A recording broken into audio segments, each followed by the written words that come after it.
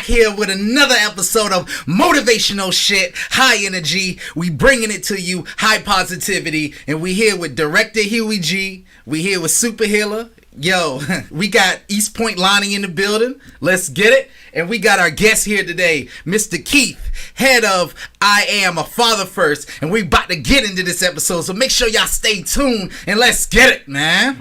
Let's get it. Well, I'm feeling the energy. I'm feeling it, yeah. It might be one of the best intros.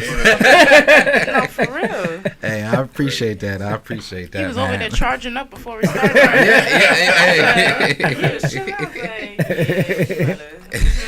It was lit, man. Salute, man. Definitely. We got Keith in the building, man. Super Healer, what's going on? You good? How you feeling? I'm doing great today. I'm excited for the Super Healing Facts segment today, so definitely stay tuned. Oxtails? Yes, we have mocktails today, not oxtails. I thought you had vegan oxtails. No, not today. Oh, no, vegan oxtails. Okay. See, now y'all gonna make me try to see how I can make that. Now I'm gonna be researching how to make vegan oxtails, because you know they making everything these days. That's fair. How you feeling, Wayne? Everything good? Oh yeah, man. I'm feeling good, man. Feeling good energy, man. Yo, we got Keith in the building, man. We got I'm a Father First, bro. We about to really talk about the community, man, and how we can elevate, man. You know what I'm saying? We got the right person in the building. Yeah, man. We got the right person in the building, man. I'm good. I'm Gucci. I'm fine. You know, my spirit high. Facts. Oh yeah, we definitely gonna make the show about community, so we're going to get started, man. What does community mean to you, Wayne?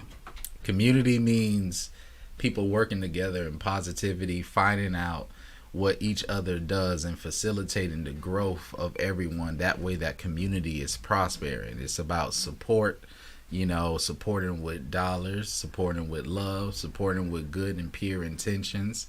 It's about also being able to share amongst each other assets, resources, knowledge, information, wealth, health. You know, that's what community means to me, man. Most definitely, man. What's going on, Keith, man? You know what I'm saying? Glad to have you on here, man. Thank you for having me, man. You know what I'm saying? Give him right. About 7 years now, so Hey. But I appreciate y'all having me. Love this platform. Love your energy. Man, unmatched, man. It's energy unmatched. Yeah, definitely, man. Ever since we connected, man, I'm saying I've been locked into what he been doing, and hey, you know, you hit the ground running, and yeah, I love everything you got going on, and definitely, man, appreciate you coming through. Appreciate you having me, man. Thank you all. So yeah, we're gonna get started. How did you start I'm a Father First? Or how that come about? Or, you know, give us a little background. Well, the backdrop in the elevator spiel kind of came from my personal heartache, my personal pain. You know, I got married young. I went to prison when I was 23. So when I came home, my girl had our first child, you know, and then she eventually got pregnant with my second child, Keandre, who's now 17. And I was like, you know, the right thing to do is get married, you know, and I would tell my brother that ain't necessarily always the right thing. You gotta know why you're doing what you're doing. Yes, you know, not saying marriage isn't, but knowing why you're doing what you're doing. So I mean, the organization was started from my pain. You know, I remember when my ex-wife, we got divorced because just mid-20s, me still trying to figure this thing out, being from East Point. You know, my life was a little wild. You know, got shot a couple times, went to prison. So that late teen, early 20 transition was rough. So that's why we focus on that age right now. You know, that 17 through 22, 24, I think that's a key age. But my ex-wife moved back to Moss Point, Mississippi, where she was from. So my life consisted, my fatherhood consisted of a 5-hour drive to and from. And when you're trying to get your money together, that could be your last money on gas. Yeah. I can remember countless times where, you know, I had to either rent a car, borrow a car, or even get my parents to take me. So, you know, that's humbling. When you're 25, 26, trying to do the right thing, and you ride down the road with your mom, you got to hear they speak all the time. Shout out mom, I know she listening now. But, you know, that was a ride. And one time when I went down there, because me and my ex was arguing about finances, you know, the same conversation that goes on. She ends up telling her uncle. Her uncle comes out and pull out a gun on me. And this is the uncle that went to prison for robbing the casino. So we weren't gonna play with him. Shout out to Uncle Reggie. He's the family gatekeeper. Every family need Uncle Reggie. But you know, I mean, when that happened, I was crushed. You know, you can laugh about stuff years later, but at the time, I can remember riding back to Atlanta without my kids and just saying, I'm a father first. I'm a father first. And I remember I was on Facebook Live and somebody said, Keith, take this down. You don't talk about your personal stuff online. Because at the time I was doing sports marketing, working with athletes. So you're supposed to look like life all good. You know, you working with the top pick, but you still at your mama house. You know what I'm saying? You're doing websites and branding, but you still borrowing $20 to put gas in the car to go around the corner. So it was life, man. And 3 years later, after pushing through the sports, is kind of when we met. I think we met in 2017. What year was that? That was 2018 when you reached out to me. 2018. Yeah. So that was only a couple months into me doing this. Oh, okay. Yeah, okay. So like, you know, and that's how I still been moving to this day. You know, when you went through that situation with your best friend, I just reach out and say, that's how he reached out to me. Yeah, man, because he's still a superhero that we need. Facts, man. Forever Scooby, man. That's our partner, man. Facts. Man, that story, you know, have you ever told that story on here? I never told him here. That's a close friend of me and Lonnie. Oh, wow. You know, man, that's how we tapped in. And man, when I heard that story, I had to reach out. Right, yeah, and that's how we got connected. That's ultimately what a father is to me, you know, willing to risk their life to be there for their children. And a lot of times when we don't have the financial means, we don't have that network that you were talking about, it look like you ain't really him. Right. But I think in this new norm, we're going to redefine what that man really looks like, you know. It's not about money. It's about your heart and your commitment to not only your immediate family, but your community as a whole. So I kind of started there. So it started from my pain. So the basic story is like, you know what I'm saying, one of my best friends, Scooby, man, long live Scooby, man. Long live Scooby, for sure. You know what I'm saying, he died in a house fire. You know what I'm saying, he was making sure the kids were straight, but you know, he always been a stand-up guy, a great father, you know, unselfish. So, you know, after that happened, he kind of reached out, you know, and you know, asked for the support and everything. So that's how I ended up getting cool with him, man. But forever Scooby, man. Solid father. Since we talking about fatherhood, man, one of the best fathers, man. Best father. That's still the most touching story I probably have heard to this day, bro. Facts. No, real. Yeah. Real. Wow. So where you want to go from there? We had a lot of situations happen since then. The new norm, man. I know you. I see you hashtag it a lot. What is the new norm, and what does it mean? It's this room is the new norm to me. You know what I mean? It's collaboration over competition is what it started from. Because my whole life I've been like the plug, whether it was doing drugs and when I was younger, whether it was doing athletes, whether it was booking entertainers, I'm always that bridge. And you know, I remember my ex used to always tell me, when you gonna learn how to get paid for what you do? I'm like, shit, if I knew, I'd do. You know what I'm saying? I do. But me, I'm just like, hey, you know, if I know this person, I don't care if it's, you know, when I worked with Ezekiel Elliott, I had people reaching out to me to get in touch with him. I put him in touch with his dad. But what I learned, bro, in different cultures, they know how to collaborate. You know, I remember one time when I used to go out to LA working with Zeke, we was working on his apparel. That's how I got big into this apparel. I saw his apparel do 100,000 in 30 days with no website. Well, it was just a website, no promo. But every time Zeke touched that ball for the Cowboys, bing, bing, bing, them Shopify sales went up. So I'm a strong proponent in getting your own money out of your own brand. So I remember going out there, and there was a dude named Ernie Reinhardt. He was a white guy, and on the outset, he had looked like he wouldn't understand us. But Ernie had went to the feds, just like a lot of our friends. Ernie had 5 kids, and now at the time I met him, one playing basketball at UCLA, the other one at Marquette. They look like the Jonas Brothers family, like the white kids, you know what I mean? Vegan, body ripped. But, you know, I break down layers with people, and as me and Ernie built, man, his family had to go back to New Jersey and live off noodles, you know what I'm saying, while he was in the feds. So it's like I learned at a young age, but really as a professional adult, we all the same, bro. Like our colors, our skins, our ethnic backgrounds, our religious backgrounds. You know, as long as you respect people, it really don't matter. So it's like the new norm to me is that collaboration. Like I meet so many people, and literally my life is sustained off my network. So it's no way I would not just pay it forward, because I'm just raised off. if you pay it forward, it's gonna always come back tenfold. You know, so even on this podcast, I pray and I believe and I manifest that everything we say gonna hear the right ears and it's gonna manifest. You know what I mean? Exactly. Into what God intended for it to, not to what we intended for it. So you know, the collaboration, man, it came from, instead of us hurting each other with words, tearing each other down. You know, man, you got to just build each other up. Like, at the end of the day, I remember I was at the table with Ernie, just to tell that story with him. And somebody was doing some T-shirts. I ain't going to say who it was because they went big. They went real big.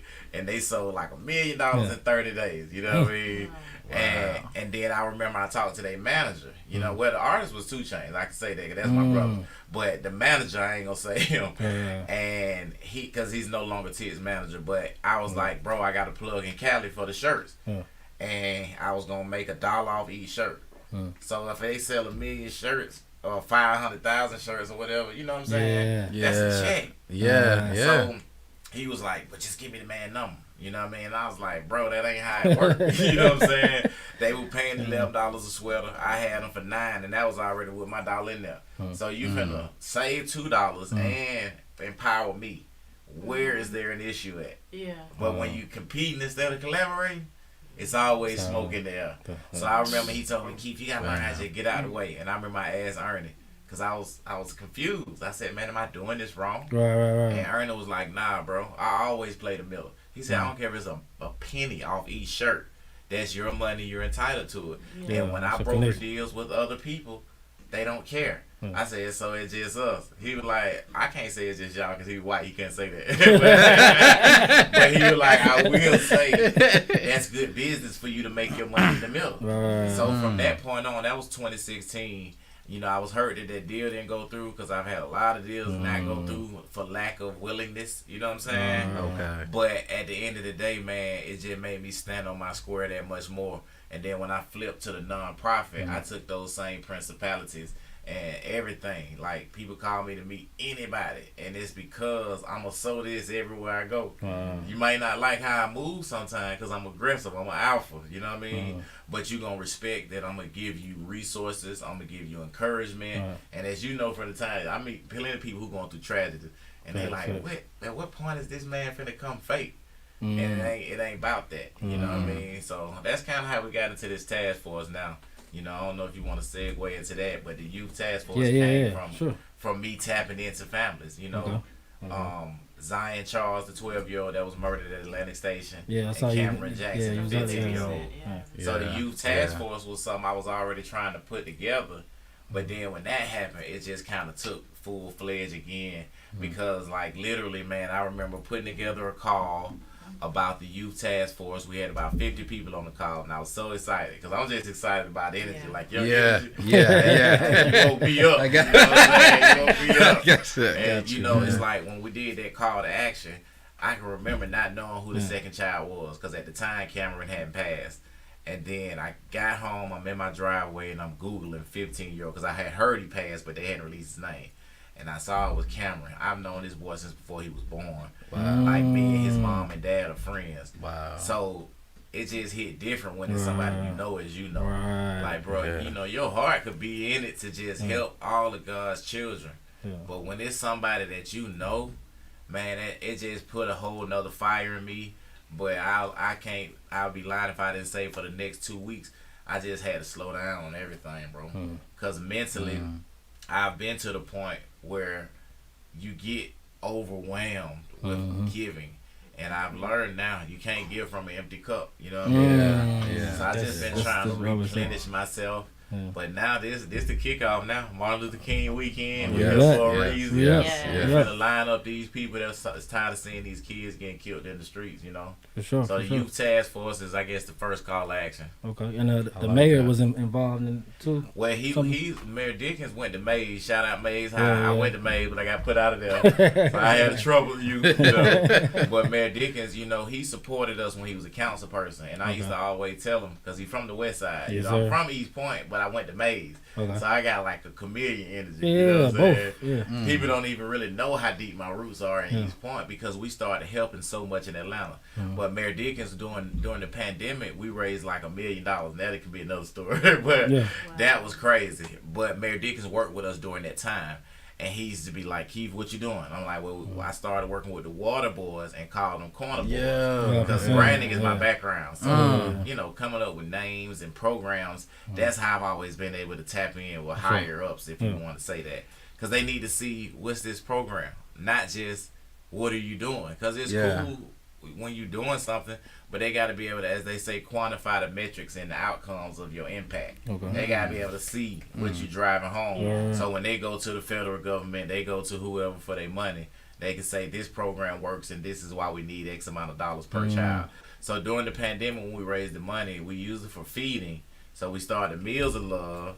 That fed like 250,000 meals, and that was an incredible experience too. Cause I come from nothing, for real, like you know. And then the Corner Boys was a spinoff, cause we was making so much money from providing the meals. I was like, man, we gotta help everybody. So I gave away scholarships. You know, they said I thought I was MC Hammer for my own people. You know what I'm saying? Because I was just really so excited to be able to help. Because imagine you help with nothing every day. Yeah, now you got a bag. You know what I'm saying? So it was like, you get a scholarship, you get a job. We hired 41 people. You know, and the people that we hired were our people that supported us. Like, these were people who wore these shirts. We wore these shirts every day for 4 years. That take consistency. Because as you see, I look tight now. I got to get in the gym, y'all. You know what I'm saying? Rich transformation. We're going to get in the gym and transform. But, you know, like, literally with Mayor Dickens, he supported me during that time because he saw me working with the Corner Boys. And then he'd be like, all right, Keith, what you want to do next? So during his campaign, we said we were going to start a labor department, the first ever labor department. And, you know, now he's, you know, got a few dollars for it. You know, I don't know the exact. I know it's some millions. Because I don't even know how all that stuff works. That's above my pay grade, too. For sure. But I do know he's put in that paperwork so we can now go ahead and really be able to hire. Last summer, they hired like 3,000 youth. And, man, like, as I'm talking about this, I realize why we do what we do. Because everything ain't for you to be the front of it. You know what I'm saying? Some things you just know. It's like, excuse my nose itching. I'm about to get good luck or something. But it's like one of my favorite pop quotes is, I may not be the person that changed the world, but I'm going to be the spark that changed the brain that changed the world. I always thought that was like such a dope bar. You know what I mean? There's a bar right there. So just think about that. If, like, it don't matter if we do it, but if Yale, if it's the platform, if motivational shit is the vessel, then it don't matter. Like, we don't need no credit. We just know one day somebody gonna be like, bro, I heard you back in 2023. It's gonna be old us, you know what I mean? And then they gonna be able to say what they did. They raised this money. They helped these people. So Mayor Dickens, like, he supported us, and then what we launched was Rebrand the Man. So that's just another campaign. So I just need more people, because I got campaigns today. I seen I was going to ask you about that, the rebrand too. I seen that. The rebrand. What do y'all think is the black man? Like, the Mayor review, I love what you said about that. What do y'all think of from the Queen? I love to hear from you. What do y'all think is the brand of the black man? Like, what is y'all thought process on it? I think when I first think of the brand of the black man, first I think of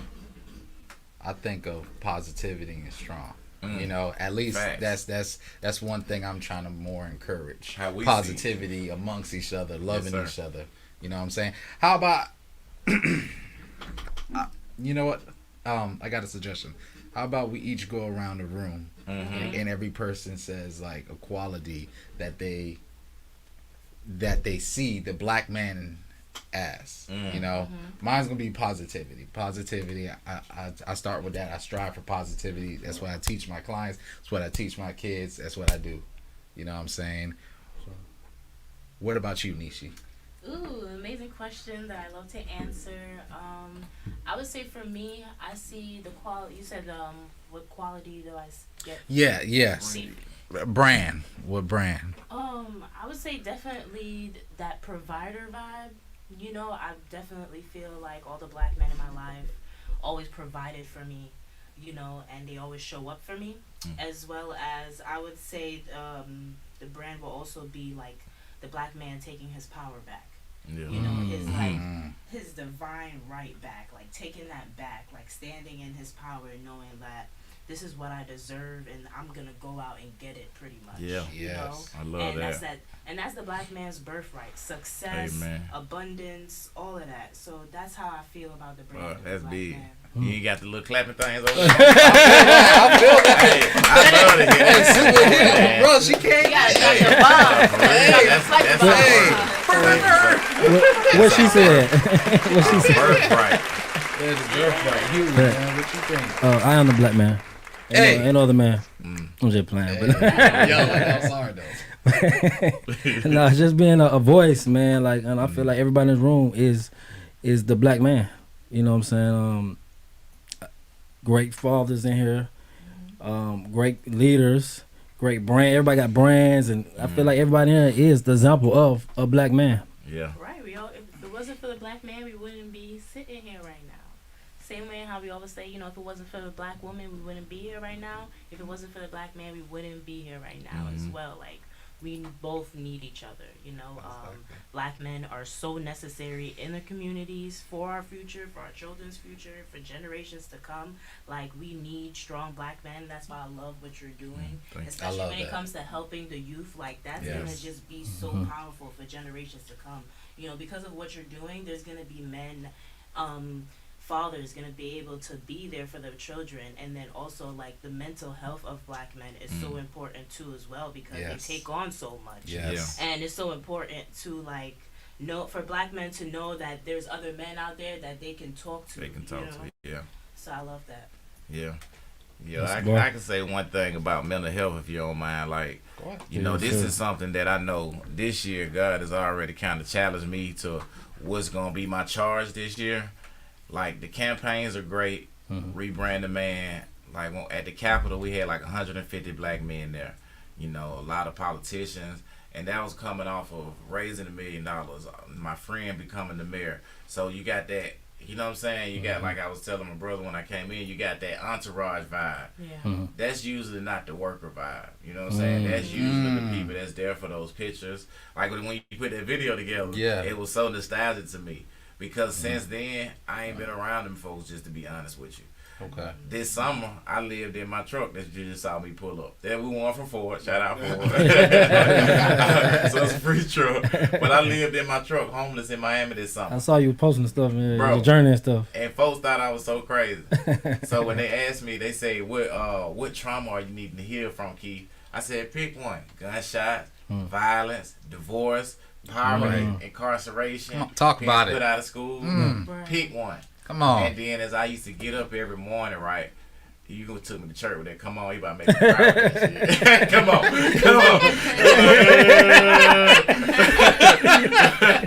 But this summer, man, like, I went to Miami because that was where I could drive to. You know what I'm saying? I'm not gonna fly nowhere and be literally homeless on the street. I'm gonna go somewhere that I always wish I could live, which was Miami. I'm gonna skip over Duval and Jacksonville. I'm gonna skip over Mickey Mouse World, and I'm gonna go to South Beach. But what happened was, once I got to South Beach, I realized too, that's the tourist area, right? It's just like here. If you're from here, you don't go hang out in Buckhead. You don't go hang out around Piedmont Park. You go find you at East Point, at College Park, at Adamsville. So in Miami, I got cool with some brothers in Liberty City. Because I was like, man, I want to know where my Haitian Zoe brothers at. You know what I'm saying? So I met a dude named Sway. I went to the basketball court. Now, mind you, like I said, I was journaling. I only had this phone. This phone only worked on Wi-Fi. I didn't have this yet. I was off the grid this summer. My goal was to learn how to live off the grid. So that's what people didn't understand. People who was enlightened, like I'm sure you guys would have just said, I see what kind of shit he on. But people who just go to their nice little home, and they go to their job, that check look the same every Friday. It's a certain demographics.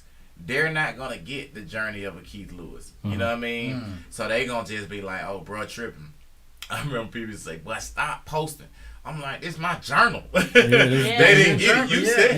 You said it on top. But I had so many brothers that they were so amazed. Like, I would ride with my plaques in the back of my truck. Proclamation from City of Atlanta, Fulton County, State of Georgia. I'm a Georgia outstanding citizen. I got more plaques than any community person, and they can say that's cap, but I know it's for real because I put in the work. But what came behind the work was a mental breakdown. Literally. Like, literally, I can remember my most happiest times. If anybody watched Hot Boxing with Mike, he said he was making $30 million a fight, but his happiest time was in 3 years he was in prison. I can relate to that because my happiest times this summer was being around those brothers, my Cubanos, my Ecuadorians, my Guatemalans, because what I learned from those men, they did what I was looking to do. I was learning how to sacrifice for the bigger picture. Because if I can teach my 17-year-old son or my 6-year-old son how to make it without this latest iPhone, without some AirPods, without the latest J's, like my brother said, you can make it literally off what's in you. That's what Rebrand the Man is. And the new norm is the collaboration it takes to make that happen. Because I lived off 4 for 4 Wendy's. That's how my stomach got back then. but you know how we go through these phases? Oh, I don't eat fast food no more. I don't do this. When you're surviving, boy, whatever you can get. I know that. I can remember some homeless friends, and I would get their stories. I would ask them, how did you get here? And I had a brother named Mark, man. I never forget Mark. All his teeth was gone, and he was only 36, 37. But at the root of him, underneath all the alcohol he would consume just to make it, was a man whose father was a police officer, and he felt he was just too hard on him. He reminisced on times his daddy would hit him, but that was that generation. His daddy was like, "You gonna be a tough man." But the outcome behind that's why that dad is so important. The outcome was, where did this child end up? Did your tough love make this kid successful? In this child's case, it broke him. Are we blaming the father? No. But we know now in the future we got to check temperaments on our children. We can't treat everybody. One thing I hate about all my mentors, you coming at these kids like they all want to be this football player. Like my 6-year-old, he don't want to play sports. He likes robotics. He likes coding. So we have to find out, when you say rebrand the man, you know, it's because sometimes the brand don't sound like the way you said it. The way you said it touched my heart to let me know we got hope. You know what I'm saying? But guess what? If we don't see ourselves that way, it'll never be.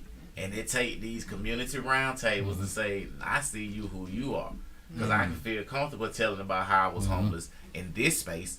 But if I go around a Mayor Dickens or a congressperson I might not feel as comfortable talking to them. But what all Mayor Dickens said to me when I came back, because I held a conversation with him, a youth task force conversation. All he said to me is, he shook my hand and looked me in the eye. He said, "How are you?" And to me, that let me know you see me. And I said, "I'm doing better, but it's a step-by-step process."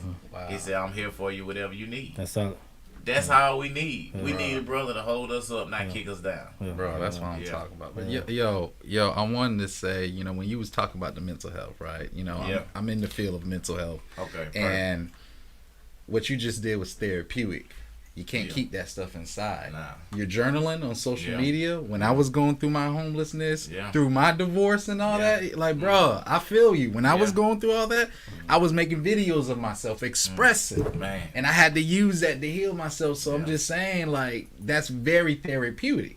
You know, that was the right thing that you know what I'm saying, did. And also, too, I wanted to touch on you connecting, you know, when we talk about connecting to these kids, these youth, you can't always come at them the same way. Just like you said, you got to see how I do it. I enter their world. I find out what they into. A lot of these kids are into the anime, into the superhero stuff, you know. I know about it, and boom, you know what I'm saying? All us talking about Dragon Ball Z, we talking about the episode, and then I slide my stuff in there. You know what I'm saying? And that's the approach that we need, man. So I'm just saying, yo, you on some motivational shit, man. That shit is motivating me, man. Because so that rebranding. Hey, but what's our anime guy name?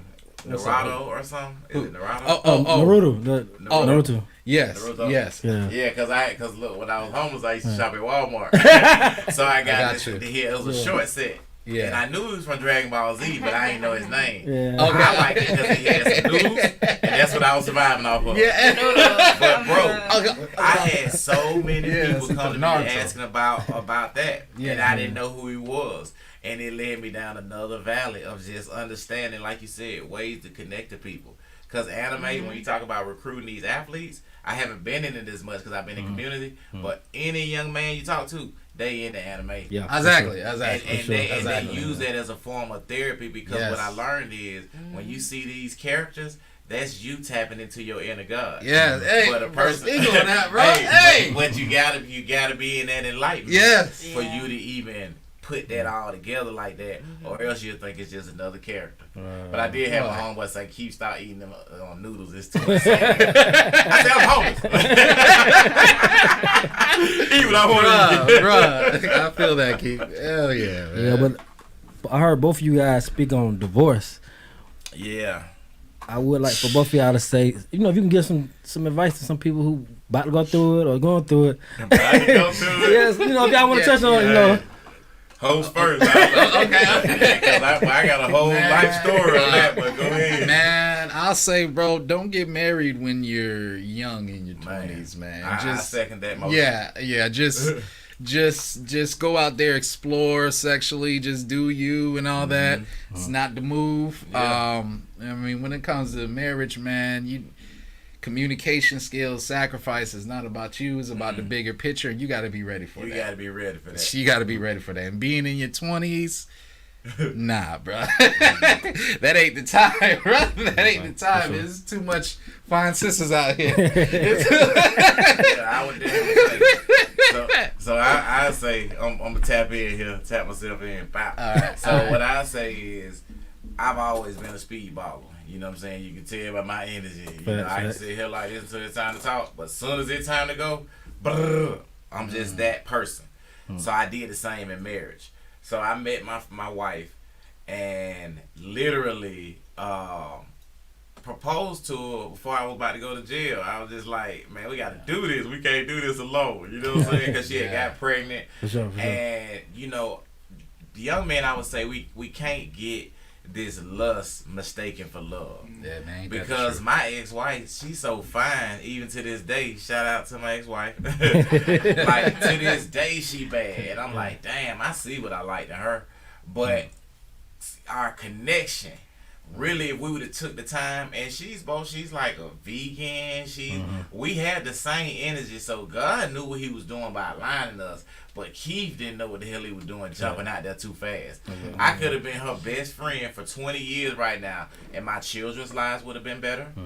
Her experience with men would have been better if I would have led in a more, let me get to know you way.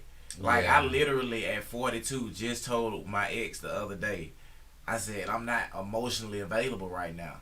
And for me, I was like, ooh, boy, you on some big boy shit, Keith. You know what I'm saying? And she was like, shut the hell up. And so you got to be ready to receive whatever that person is going to say. Yeah. Because for me, I had to realize, all right, Keith, you trying to make sure your credit is back together now. Oh, I'd speak on that. You trying to make sure you're a homeowner again. You're trying to make sure you're stable. Yeah. Because when you go into this relationship, when you're in your 20s, y'all think y'all can pound it up and go at it and have sex every night and, you know, smoke your weed or whatever you do. You might not need smoke, and that's even more power to you. But you may think you just have these supernatural powers, which you do. But everything take time to develop. Because I remember, like, going through so many. I'm known as a serial relationshipist. Like as soon as I make eye contact with a chick, I'm like, you mine, I'm yours, we in this together. But that's just that aggressive energy in me. For sure. And that's that believer.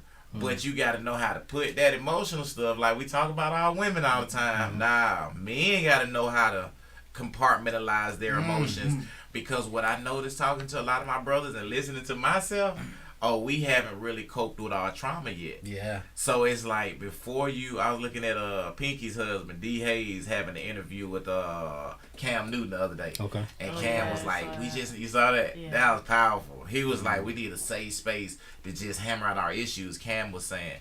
And D. Hayes said some real stuff. He was like, but before we do that, we got to know how to cope with our trauma.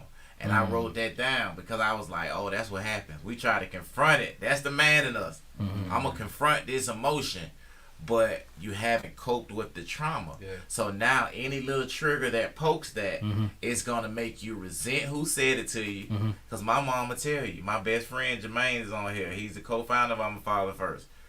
When I was going through my mental breakdown, he had to step away from me. My parents had to step away from me. My kids stepped away from me.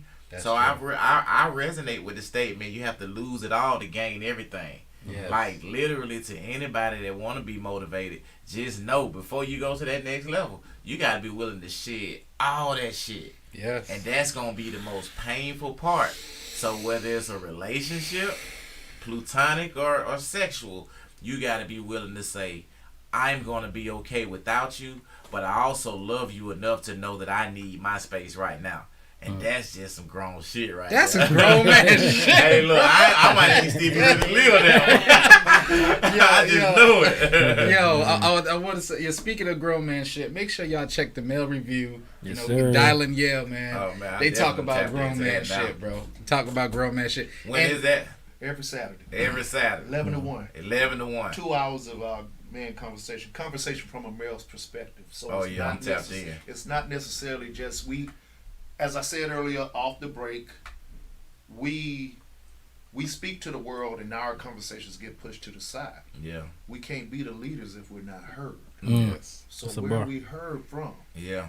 we got to create that conversation where we can talk to us, because there's a divide between what men and women understand with each other. Man. Yeah, it is. There is a divide. A big divide. And that's somebody else divided. Great We divide. don't know that, but check me out every Saturday. I'll So talk 11 about to 1, I'm tapped in. I'm and, tapped in. and two, I wanted to hear the perspective of East Point Lonnie and Dylan in regards to what do you think when you see the black man? What qualities? Lonnie? Don't put me on spot. I forgot he was here. But for real, when I think of a black man, when I see myself, I look at a trendsetter. Hey. Because a lot of things that like we do, a lot of other cultures take it and run with it. You feel me? So Yes. definitely trendsetting, protector, wisdom. As a kid, looking up at your dad, seeing the hero type shit. Yeah. You know what I mean? So all that plays a part in being a black man. Yeah. All right. That's All a big right. bar. I love that. I Definitely. love that you said trendsetter. Yeah, because nah, Yeah. a lot of Yeah. people didn't have cell phones if it wasn't for the black A man. lot of shit. You know, a lot and of a lot of shit. people don't talk about that. A lot of people, we wouldn't have a lot of stuff if it wasn't for black men and put it in the work early on, and for other people to come down, steal it, and rebrand it, and do all of that stuff. So I like that trendsetting. Yeah. Big bars. That was dope. That was dope. So I look at the black man as what we should be versus what we are, right? Because what we are, we're currently lost. Yes, sir. But what we should be, and we have been the brick of everything. Everybody looks to the black man to be the leader, especially within our community. We are the brick, but we are currently lost because of the lack of leadership, and we can look at any kind of situation that's creating that, right?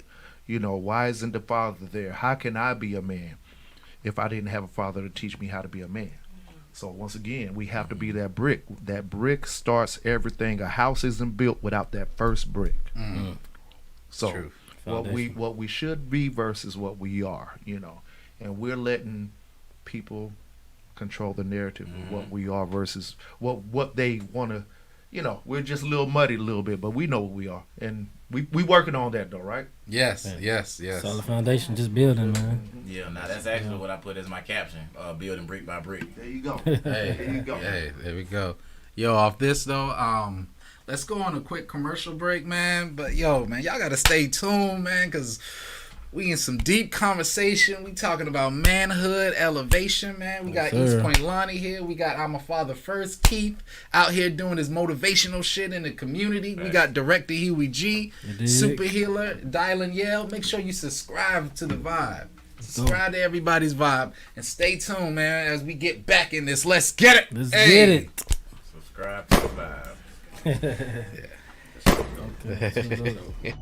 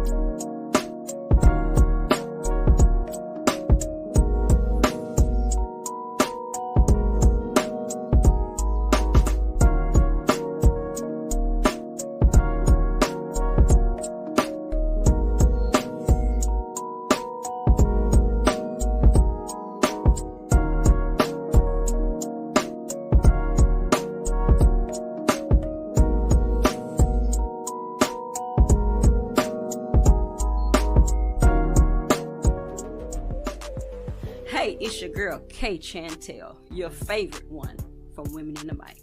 I have a question. Do you own your own business and need advertising? Do you provide a service and want to increase your clientele? Well, bring your advertising needs to Yale Radiocast.com. We are on Apple Podcasts, Pandora, and iHeartRadio. We offer graphic design, web design, and video services. So, not only can you grow your business with Yale Radiocast, you can also listen to the hottest independent artists. Go to YaleRadiocast.com and get the gold standard.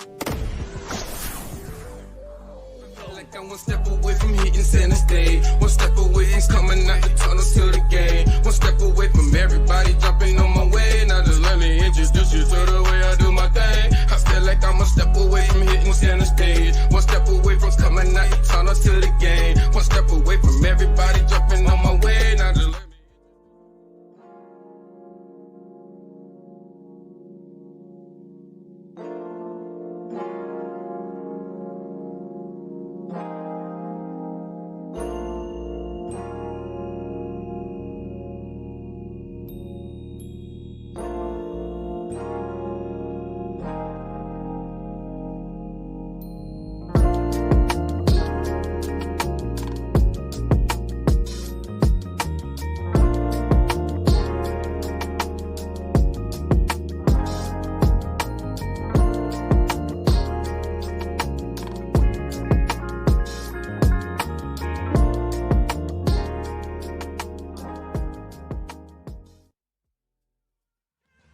Coming at you live on Saturday mornings, The Male Review. Join me, Mark L., TR, Josh the Intern, and Dylan Yale. Come kick it with the leg, the League of Extraordinary Gentlemen. We out here doing extraordinary things. Find out how men really think, how the world looks through our eyes. We talk about all the things that affect males. Tune in and check us out on The Male Review, the gentlemen that are going to take you there from 11 a.m. to 1 p.m. right here on YaleRadiocast.com. Get the business. Hey man, what's up, man? It's your boy Pimp Smell, man. Jump Be the Truth, co-host of Pimp Talk, YBDT, you heard? Tune in to Pimp Talk, man. We're just gonna give y'all a little flavor of what we got going on around here. We bringing knowledge, we bringing inspiration, we bringing all that feel-good stuff that you may be lacking in your everyday life. There are ways to try to reach out to these young people to change the world a little bit. Join your boy Pimp Smell, man. From 7 to 9. Yale Radiocast and RTV every Monday, you heard? Yeah. They doubted greatness when I told them I embodied it. Slick Rick the ruler, man, I'm on my lighty. Yale Radiocast, the gold standard of online radio. We already bring you all hits all day, but this one right here is for my hip-hop heads. Tune in to Lyrical Exercise Radio. All bars, all day.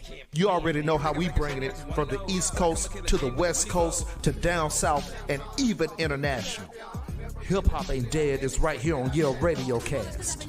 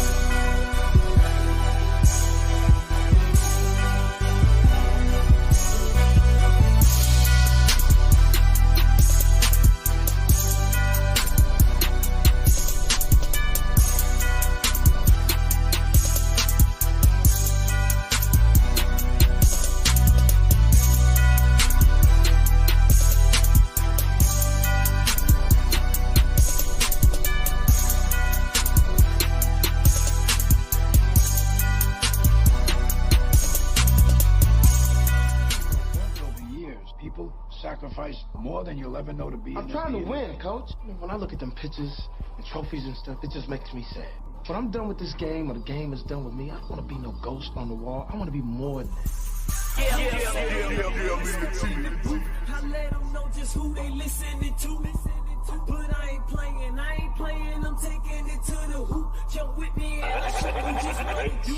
I'm just saying, I'm always spitting the flame. Can't knock me, they get 80 fingers, my name. But I ain't playing, I'm coming straight down the lane. You know I got no better, get out the way. If I don't know nothing else, it ain't no test in my pen. MJ with the game on the line, I'm just expected to win. Lyrically, I'm knocking them out. Metaphors connect with your chin. Get hit with the hook to your body. The flow gon' fracture your ribs. I'm taking action, cause the only thing that talking gon' do is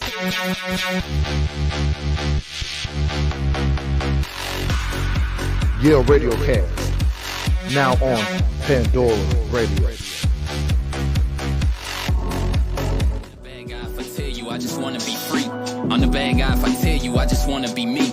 I'm the bad guy if I tell you that I think like Thanos. I'm the bad guy if I tell you I think that is the answer. You call it genocide and tell me I'm just trying to play God, and I'll be penalized for thinking about raising an arm. And it's suicide, you believe? My abrasive is harsh in a time humanity's capable at beating the odds. I'm the bad guy if I tell you I think you full of shit. I'm the bad guy if I tell you that you shouldn't exist. I'm the bad guy if I tell you that society...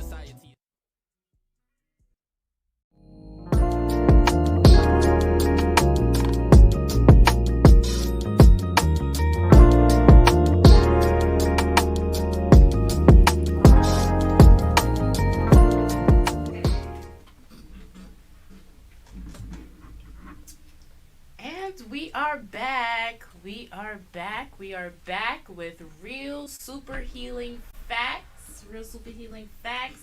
So today we got the mocktails, not oxtails. I came in today and I was like, yeah, I got mocktails for everyone today. They was like, ooh, oxtails? Yes, like, no, not the oxtails. Now I'm thinking, okay, how am I gonna make some vegan oxtails? No, special announcement. Like, what I gotta do? Make it with some jackfruit, some mushrooms? Like, what I'm gonna do? I don't know. We got a special announcement. What's a special I know you on Super Fat. Lonnie Lyle gonna be on the show February one of them days. Ooh. And he's bringing oxtails. He's bringing Yes. Yep. Yes. Yep. Special announcement. Hey. Okay. Yeah, I had to put that out there. He bringing it for to eat with the monster. Yeah. Oxtails with the monster. Yeah. So you bring your vegan oxtail, he bring his so everybody can eat. Oh, it's like a little collab. Yeah. And a little healthy, unhealthy. Yeah. I like it. Life is about balance. Life is about balance, okay? And speaking of balance, we got the mocktails, okay? So this is a non-alcoholic beverage. You can make this at home whenever you're like, you know what, I want to feel like I'm drinking something, but I'm really not. Yeah. You can pour some sparkling water in there with your favorite juice. Today I put mango pineapple juice. So these are mango pineapple mimosas. Okay. So mango pineapple mimosas, you feel the fizzy vibe, you feel the citrusy vibe of it. I love it. And, drinking a mimosa is really good. It's going to help prevent a lot of sicknesses that can come from too much alcohol intake.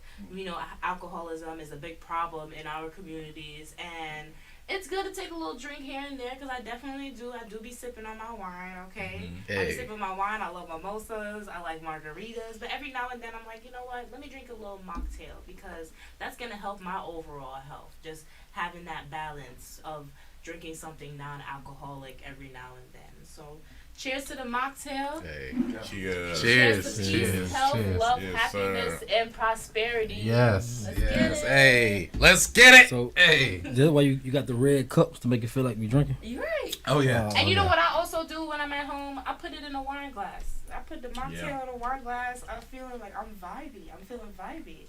Hey, question though. So mocktail, that mean like fake, right? Like how they got like mock trials? Mock trials? Yeah, like oh yeah, like it's fake. Yeah, it's fake. So no real alcohol in there. You know what I mean? See? So I be on. See, you be knowing. Listen, I'm not bringing oxtails. February 12th. I'm not bringing oxtails. Now you gotta stick to that. You gotta stick to that. Man. I'm the guest. Now you gotta stick to that. Okay. Well, definitely, so man. what y'all think about the mocktail? Hey, that's good. I can say my first 4 years of my organization, I was sober. Oh, really? Yeah, so this would have been great. But now, as you can see, I went to 4 for 4 and liquor stores. We've been balanced. Liquor stores. 4 Yeah, but the sober life definitely did me right. You know what I mean? We're going to get back. We're going to get you back there. Yeah. We're going to hang around good vibrations so we can get back together. Most definitely. So yeah, we back, man. This second half, man. We got Keith Lewis with us, man. Yes. I am the father first. Rebrand the man, the new norm, Mr. All the brands, man. Mr. Campaign Keith. Yeah, that's what I tell the comment. But I want to start the second half off, and I want to ask you guys, how do y'all feel about people in the community wanting to come together, like leaders? Just say me and you, right? Yeah. We have different ideologies. Say like Malcolm, Martin, they is different. You know what I'm saying? Garvey, everybody had their own thing, but how do you put it how do you put it all together? How do you come together if you don't have the same ideology? Man, you want to lead, you can lead, bro. I believe first it takes a humbling, being able to understand that, hey, not everyone sees the same way. And recognizing that there's strength in it. Right. You know what I'm saying? Malcolm and Martin both had points. You know what I'm saying? I like Malcolm in regards to the black economics, how he was talking about, and, also the self-love. And I can understand Martin's vision because I believe Martin's vision was a vision in the future. All races on this planet eventually we gotta come together, or at least have respect to each other, you know what I'm saying, to where, okay, we each do our own thing or something like that, you know what I'm saying, and communicate through trade or whatever. Yeah. So both of them, you know what I'm saying, both of them had key points, and we got to be the same when it comes to the community. We got to be the same to see that and see the strengths in our viewpoints and just utilize our strengths in regards to that, you know? No, I agree. I think the main key that he said was the humility. The humility it takes, because I can say, when I'll speak from our experience, when we were just selling hoodies and T-shirts and just helping anybody we could, it was easy for everybody to come together. But when we got that large donation, it became different. It's kind of like, Jay-Z has a saying, the money didn't change me, it changed people around me. And, I can say it changed you too. I know they said I went all the way crazy. I said, no, I went crazy after the money was gone, okay? While I had the money, I was just doing way more because I had a budget that was flowing. But literally, to collaborate over compete, it takes that humility. And then, people just got to see that people have different ideologies. So our large funding came from Senator Kelly Loeffler. She was a white Republican that everyone says she's racist, she's this, but I can literally say I can't see where I would have gotten that from a black person. I know that's a tiptoe statement, but for whatever reason, because we'll say, nah, they did that because of taxes. It don't matter. It's a lot of our rappers around here that's making millions of dollars. If Future, for instance, sold his publishing this year for $65 million, that money finna get taxed. So he can easily say, I'm going to give out 10% of that to local foundations because 38% of it is going to be taxed or whatever. But do we hold those people accountable, or do we just say, shoot, that's just bro money? I think we got to change the ideology, like you said. So you got to humble yourself, and then you got to just stop looking at it as a color, because when you speak of the Martin thing, I remember in our Kelly Loeffler commercial, I said we all got to come together like Martin envisioned.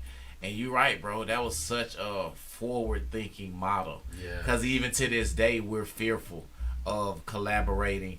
But I'm going to tell you, if the wealth of the wicked is laid up for the just, we're going to have to go to the other side.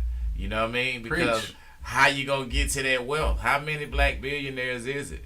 You know what I mean? Versus white, because that system been set up that way. So my collaboration looks at color first. We need to learn how to stop looking at color, and we need to collaborate. And then everybody just got to respect each other's differences. The white people, they got straight hair, we got locks. You know what I'm saying? It's it's okay. But we all under this same planet. And what you do affect me, and vice versa. So humility and just being willing to cross those lines of color, economics, upbringing, all that shit got to go out the window. You know what I mean? Yeah, boy, just speak on it. And something like that, I understand it's easier said than done. Yeah, facts. But it's possible. Yeah, it's possible. It's very possible. Yeah, and that's the thing. We got to just know that it is. And then just like how you said, what is a black man, the brand? You know, I guarantee you 80% of men wouldn't be able to articulate it that way. Mm-hmm. So it's like we got to be able to have those walk-through processes to make sure you understand who you are, why you are. Yes. Because like now in this day of enlightenment, man, everybody think they know more than the next person. It's like crazy. Everybody got a PhD in something.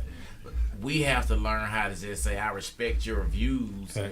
These are mine. And we're going to listen to each other. My partner, Jermaine, his best gift is listening.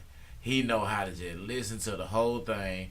I be bubbling on the inside, ready to say 20,000 things. And he just like, nah, just listen.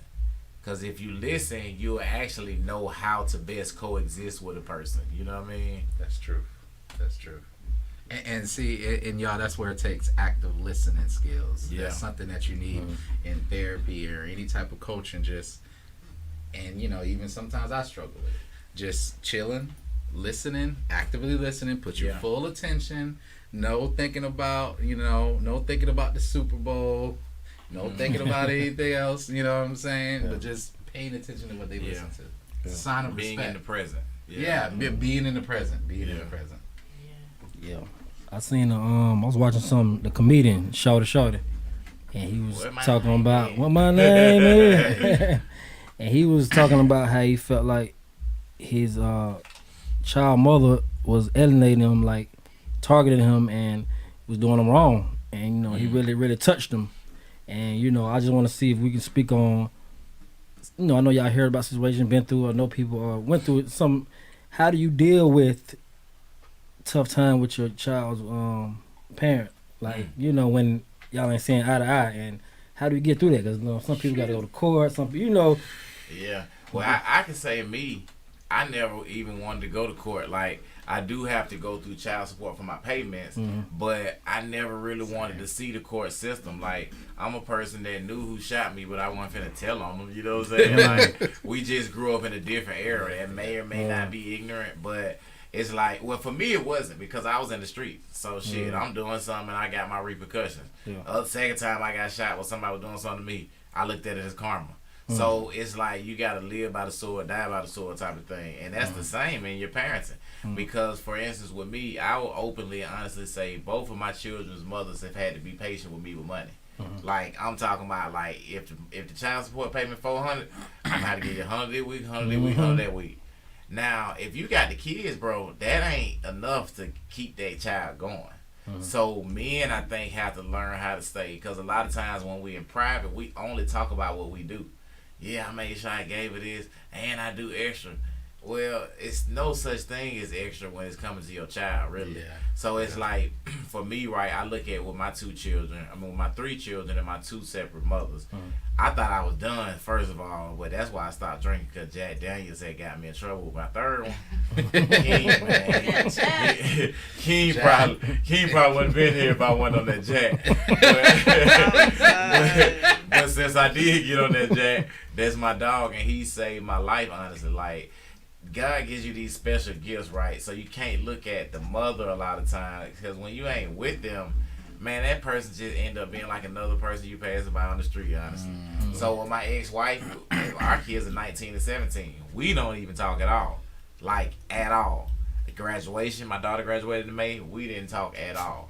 Like, literally, my son and them told me months later that she was trying to get me to get the hell up out of there. Like, I'm like, how hurt was I? Like, so those are the things that led to me going to Miami. Like, my daughter graduation was May 24th. By May 31st, I was gone.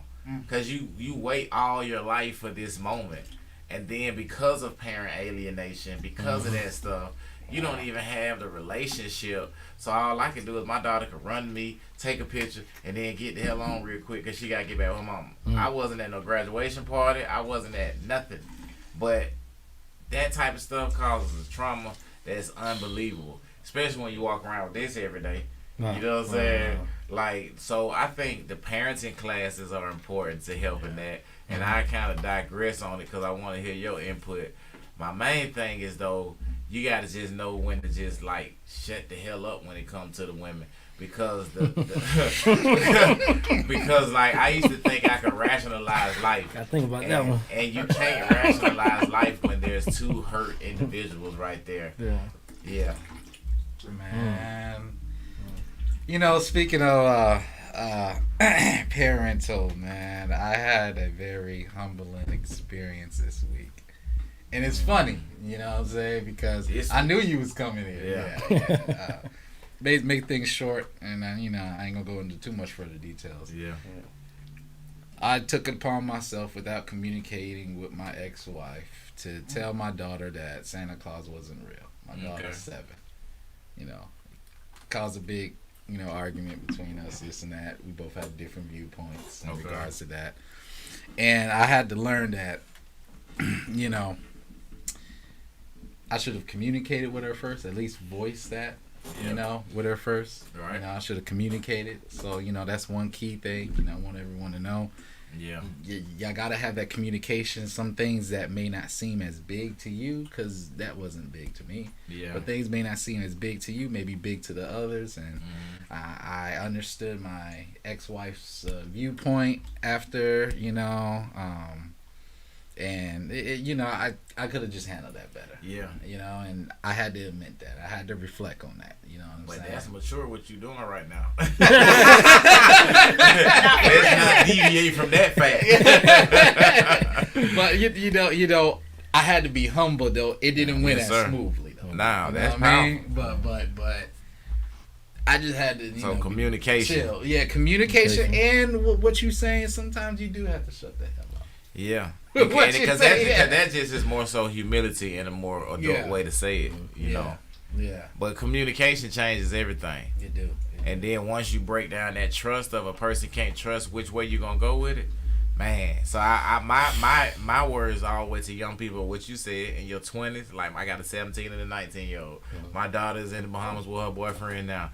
And my head messed up about that experience. You know what I'm saying? Yeah. But as a man, I have to know she has a young man that thinks enough to take her on experiences that I haven't even taken her on. You see what I'm saying? Most men, when your kid's little, you like to pop all this stuff. Boy, my daughter gonna get the world, so no man never get to show it to her. Well, what does that leave her to experience? So at the end of the day, there's always an adverse side to the reality. Because even if you put her on every private jet, took her on every island as a young woman, there's still going to be some experiences that are reserved for her mate as she grows. And my son too. So, knowledge, man. Yeah, my son, I told him, bro, in your 20s, don't go do like your dad is. Say, I love you, let's get married, jump the broom, let's do it. Like, learn yourself, travel the world, do like our other counterparts do, our European counterparts, travel the world, make sure you see different things, and make sure you experience life so you won't be so bitter as you go through it, Man, I think that's the truth. Yeah, Man, bitterness and bitterment can really tear down the maturity that actually exists there. So I just think, but one thing that we got to stop saying, there's no handbook on parenting. That's what I feel like is our next step. We have to make some type of handbook.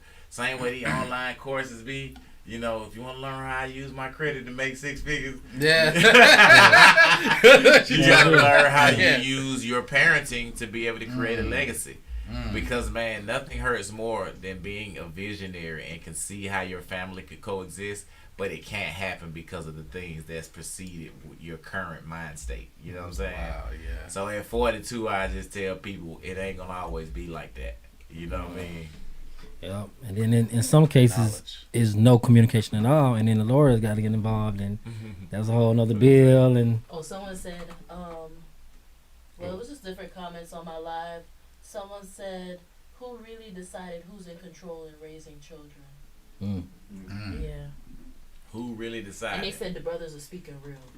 Who really decided and who decides who's in control when it comes to raising children, pretty much. That's what Man.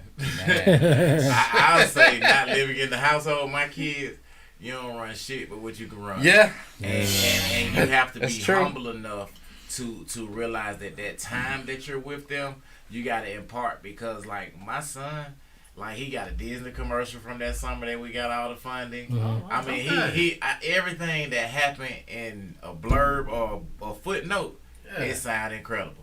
But what happened in real life was a living, beautiful hell. You know what I'm saying? It was like Kanye's album, Twisted Dark Fantasy. Yeah. That shit was a twisted dark fantasy. So I would say when who's really in control, God is in control. Because what I learned, and I'm shut up, I got another quick story. I'm going to be quick. When I was in prison, my partner, Jughead, he went to North Clay, matter of fact. Jughead was tough. He didn't really say much, and he liked me because I hung with the older cats. He ended up losing his daughter in a car accident, and she was 16. And I saw that man throwing up in the toilet. I saw him going through it every day, and my heart went out to this brother. Finally, he came and talked to me about 2-3 weeks later. Was like, CP, you know, he's calling CP for College Board. See, they ain't never know where I'm from. I was going East Point. So he said, CP, man, let me holler at you. So he talked to me, and he said, man, finally getting to a place where I can communicate and stuff. And I said, what got you there? And he said, my grandmother. My grandmother made me realize that your children are on loan to you. They're loan from the Creator, and you're just their spiritual, physical. You know what I'm saying? I mean, you're their physical guidance. He's their spiritual. My son, man, I remember him telling me the same thing. He said, Dad, I'm really God's, but you're my physical, and I thank you for who you are to me. And he just tells me all the time, I get this stuff from you. My heart to help people, the way I treat people. You know what I'm saying? So I just think that who's in control of it, man, it's going to be times where you want to kill everybody, for real. Like as a man, because you're feeling out of control. Yes. But that's fear. And once you realize that that's fear controlling your inner, you can really redirect that energy and say, nah, I'm going to move in faith that all is well. Everything is working good for me and mine. And when you can accept that type of confession, man, it's different, bro. It's a new level to it. That's some real. Everything is well for you and yours. That's real right there, man. Man, so that's a bar. I feel that. It's a bar, man. We really been. Once again, everyone, just want to say, make sure y'all subscribe to the Vibe. I am a man first. Keith, man, he dropping some real knowledge, man. He's dropping some real game, man. Yeah. Like, this man is a motivational figure out in the community. Established a new norm. This man is rebranding, you know, the black man with the help of so much others. Boy, you know, so many of them. Hey, man, just want to give you, man. I'm gonna give you a award. Shit, bro. This is something you do, man. Like that. Damn, man. That's. Yo, that's really motivational, man. I mean, I like that you're transparent, man. Yeah, I mean, you that's know the main thing. And that's what I respect the most. Yeah, like everything you know is transparent. You can't heal being capped. You know what I'm saying? Yeah. Like that's a T-shirt. Hold on. You can't heal being capped. Okay, you can't heal being let's go ahead and get that printed. Let's go ahead and get that printed. You still got a T-shirt, bro? Man. You still got a T-shirt, bro, in Cali? Okay. Yeah. Let's go. Okay, bet. But I think, you know, it's caused me so much pain being transparent. Because even as I'm doing this, as I was telling Dylan, like, this is my first, you know, podcast radio interview of this year. So I was so excited. I was at home. I took a shower today for the first time in 2 days. You know what I'm saying? I was like, we're going to come clean. Going to put on some jeans today. We ain't going to put on a jogging suit. I was excited.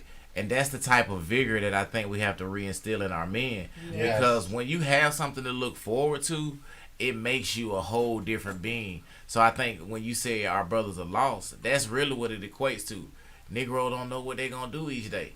Yeah. Every day you waking up without no purpose, no what they call it? Geo tracking on your spirit, actually. So you're just moving. So imagine how hopeless that feels. Anything anything can happen and you really don't care. And that's what I learned in Miami this summer. When you're at your wit's end, it don't even matter. You know, I fought folks. I did stuff I ain't did in years because I was so tormented in my spirit. And I would tell people, because I'm at the point of alignment where I can be like, bro, I'm finna punch your ass. Like, the next move is not going to be this conscious stuff because I was so hurt. That's another reason I went to Miami. Because I wouldn't have done that in my own city, just respectfully speaking, and no disrespect to others. But I knew I was going to be around a bunch of party tourists down there. So for me, I had to get away before I totally damaged my brand. And nothing can be known other than what I show and what I tell. And then now it's just like, however you want to judge it is on you, because I'm here. I'm alive and I'm well. Someone said, he said, facts. My 17 years locked up. I couldn't be there for my son, but the Most High watched over him. Oh, yeah. And see, our brothers incarcerated. That's why they set that system up for us. Because our brothers got to be torn away from them. It's like slavery, man. That parent alienation stuff, they thought I was so crazy because I told them I can hear the slave masters taking my children from me. Like, that feeling, bro, when you can literally see, because once you get to this higher being, man, it's way different. They thought I was just on so many drugs, and I smoke weed, but it's like, bro, I ain't out of my mind. Yeah. I just know my mind is deeper. So for the brother who did 17 years, that's strength for him to even be able to do that and give his trust back to him. Because then when you come back, now you got a balance. And that's when you're a powerful father, because you know how to balance between the Most High and yourself. Because too many men jacking their kids around, trying to make them be who they weren't.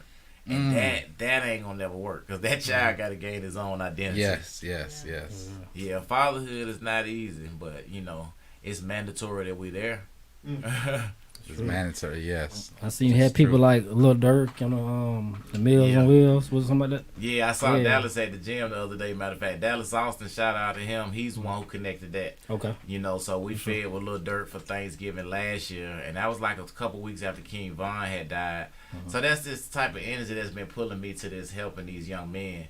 Because I remember Dallas said he sat Durk and Von down and told them, he said, stay in the house, man. You can't be moving around like that. And Dirk was like, I'm out the way. And Von, Von told him, death just follows me. You know what I'm saying? And within a week or two, bro was dead.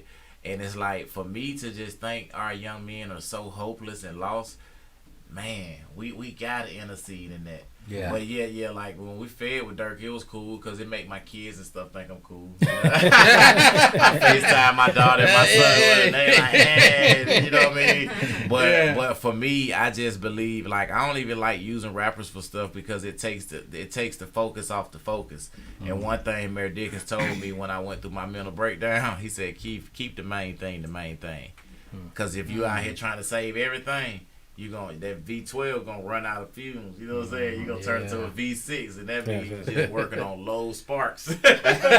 So, you know, I mean, I just think, bro, moving forward, we gotta bring in the entertainers, but cause it's like they don't get it until they like my age or something. Like Jeezy, we campaign for Mary Dickens with Jeezy, and T.I., of course, he's always active, but that's a level of enlightenment that comes after T.I. went to the feds and all this stuff. So my goal is for us in the rebranding, man, and the new norm, to show kids this stuff in a whole cooler way, and it only gonna happen by being real with them. Exactly. They can tell fake from far away just like we could. Yeah, they can. Bridging the gap. Bridging the gap. Bridging the gap is exactly what we said, bro. Yo, man, off that, man, we got to get ready to wrap up the show, man. This has been an amazing, insightful, grown, masculine show, man. Just because it's masculine doesn't mean the feminine can't watch it. I want y'all to watch it, learn from it. I want my other brothers to learn from it. Watch it, man. The whole theme that I got from this whole conversation is building community, men. And that's what men are designed to do. Men are designed to be leaders, builders, connectors, man. And I mess with your mission. Thanks, man. I definitely mess with it.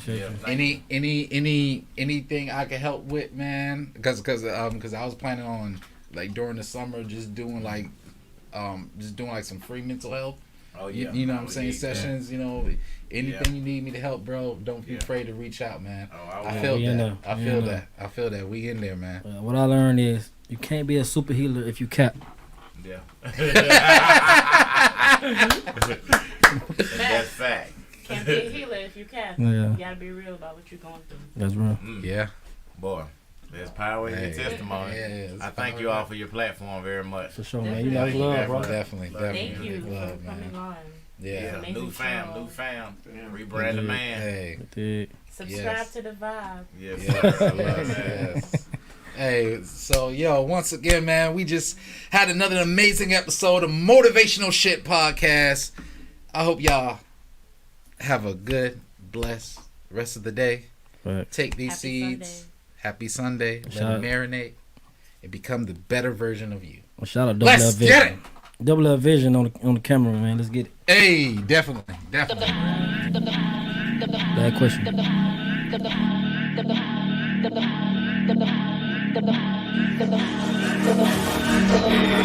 Yale Radiocast.com